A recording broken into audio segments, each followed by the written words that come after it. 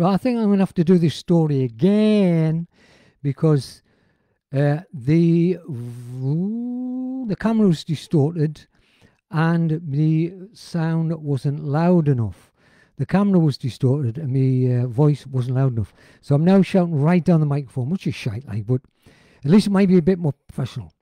Right, tonight I'm going to do a story, and the title is London East End Gangsters and Me. Ooh, how exciting. Now, this story goes back to about 1983, 1984, when I was in Sunderland.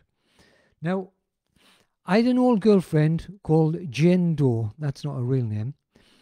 And she went to live in London in the beginning of the 80s. And she met a guy in London from the East End. And she married him and had a baby. And she contacted me. I think she wrote us a letter, because this was before email and before Twitter and all that shit. I think it was like a physical paper piece of letter, yeah.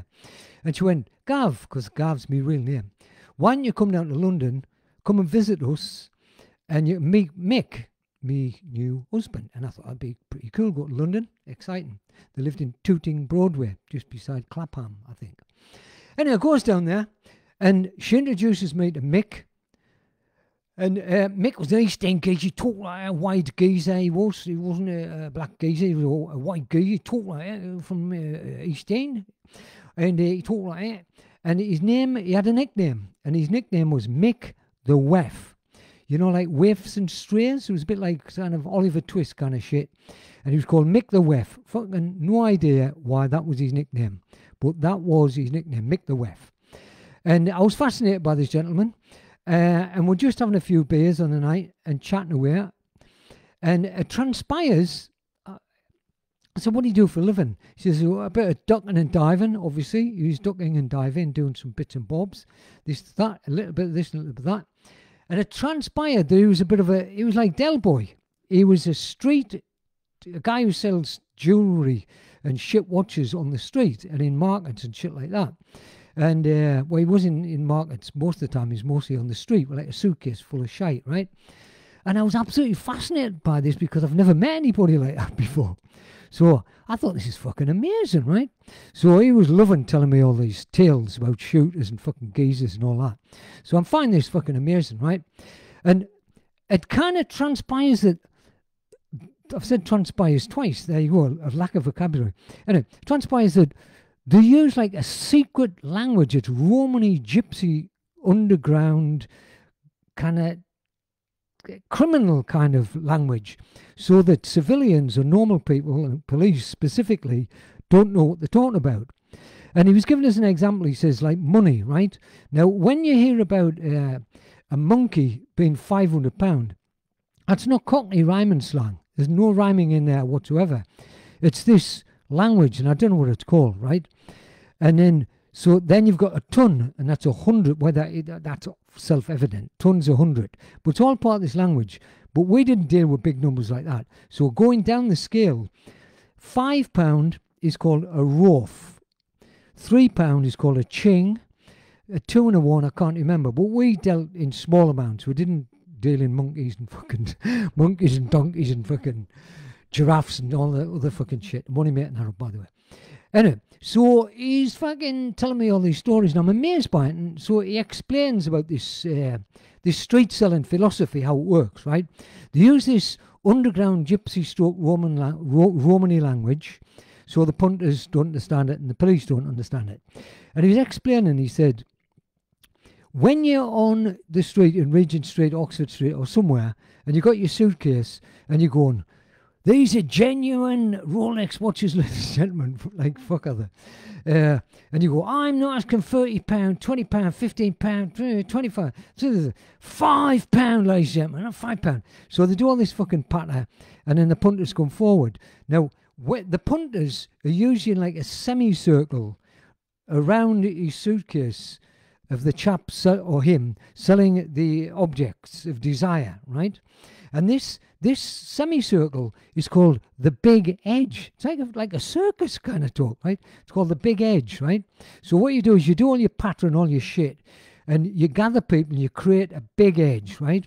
So once you've got the big edge, you want to sell these mugs some shite watches, right? Now, the psychology of human beings is, I'm looking at the ground, but it doesn't fucking matter, I don't care. The psychology of human beings is, they won't buy something if nobody else is buying it.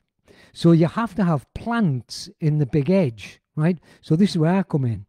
He kind of took me under his wing and I become an apprentice fucking East End gangster salesman chap, which is fucking amazing. I tell people about this and they actually don't believe me. They think I'm making it up, but it's fucking stone cold true.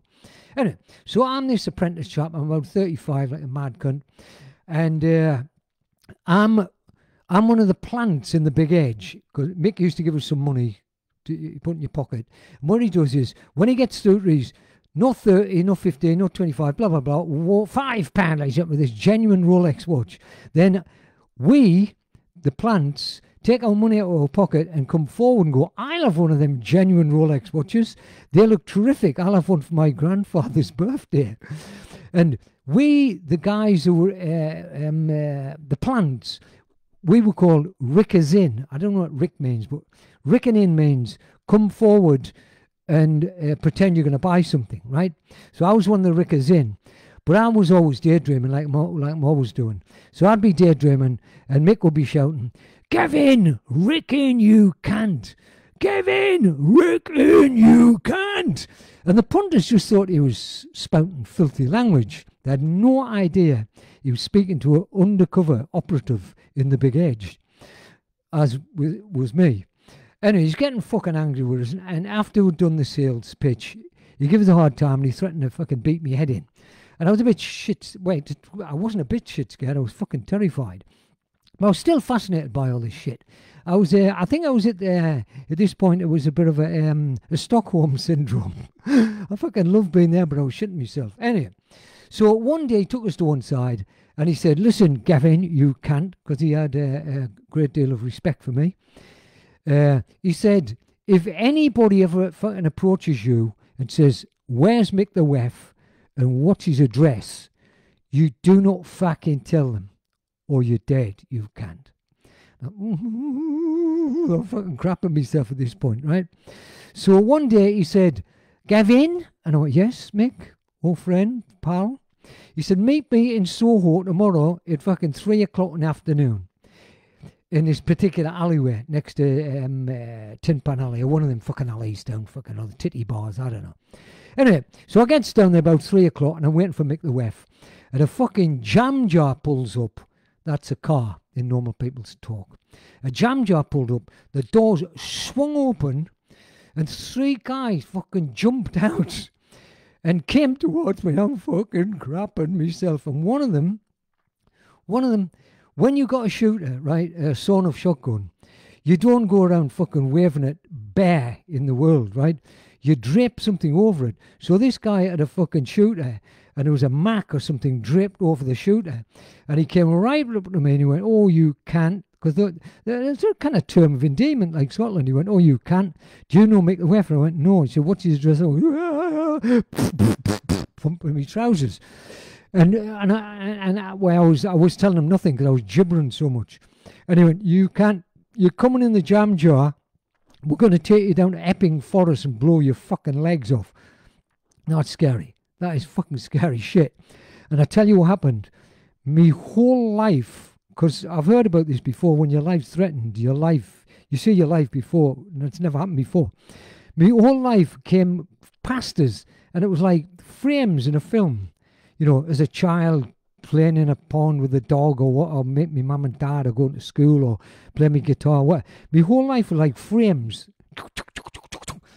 And I was going, I'm gonna be dead in Epping Forest with my legs blown off. I'm fucking shiting myself. Filling me trousers full of caca. And as I'm shiting myself, and they're threatening me with a very, very, very aggressive manner, another guy jumps out the car, and do you know who it was? It was Mick the Wef. And he's rolling on the ground, fucking laughing and going, Gavin, you're a so fucking Sandland can't. It was a huge, hilarious prank. The guy pulled the jacket off the shooter And it was a piece of wood, a 2-foot piece of wood. And they thought this was fucking hilarious. I was crapping myself. Needless to say, I handed in my notice with Mick and went back to Sunderland. So that's my fascinating story. How I met London East End gangsters and me. Thank you and good night.